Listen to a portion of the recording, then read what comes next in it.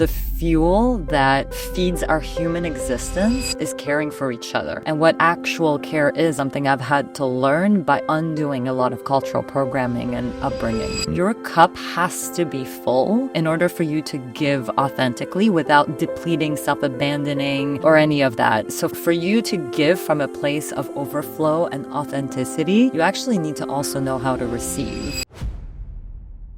So we talked about doing it the hard way. What's been the one lesson you've learned the hard way and haven't repeated again? If you get your self-worth from external validations, you will burn out. Your self-worth needs to come from yourself. If Holy Me had a mantra, what would it be? Gentle care, powerful relief. Good one. Is that your brand tag? Is that your tagline? Should be. Should be. That's really good. Okay, 3 top tips for being a founder in this space. Like, I can make it easy if you like. How do you get inspired? I would say find your believers. It's hard, and when someone believes in you and the times that you don't believe in yourself, it will give you wings. So find the people that believe in you to have by your side. Do your work.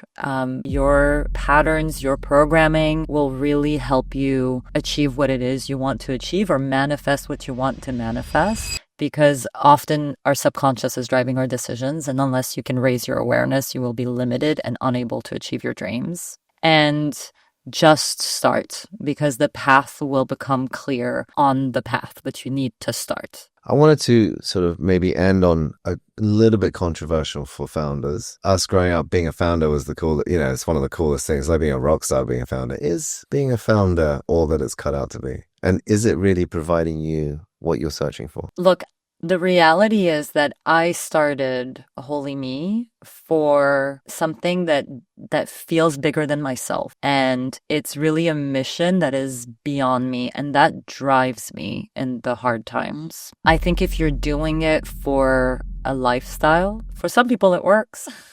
But I think that no matter what, it is hard to bring something to the world from an idea. And if you're only doing it for the glam and the freedom and the lifestyle, it's challenging. I know a lot of people have succeeded in it, so it's it can work, but in my experience, it is hard. And if you're doing it because you feel like you are in service of something bigger, then it is so much more rewarding than you could ever imagine. And it doesn't feel like hard work. It feels like service. And then maybe just to finish it off then, you mentioned that for those around you, but what is it that sort of rekindles that fire for you?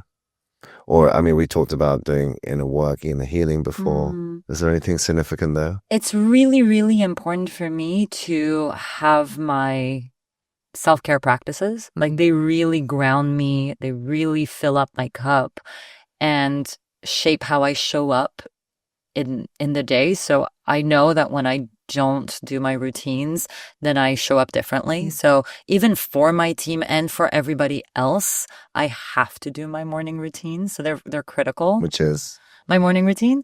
I journal, meditate, stretch, do Melissa Wood Health. I love her workouts, and I've done more intensive workouts in the past, like an hour long, etc. I find that really hard to stick to, and Melissa's 20 minutes, 30 minutes, 10 minutes even.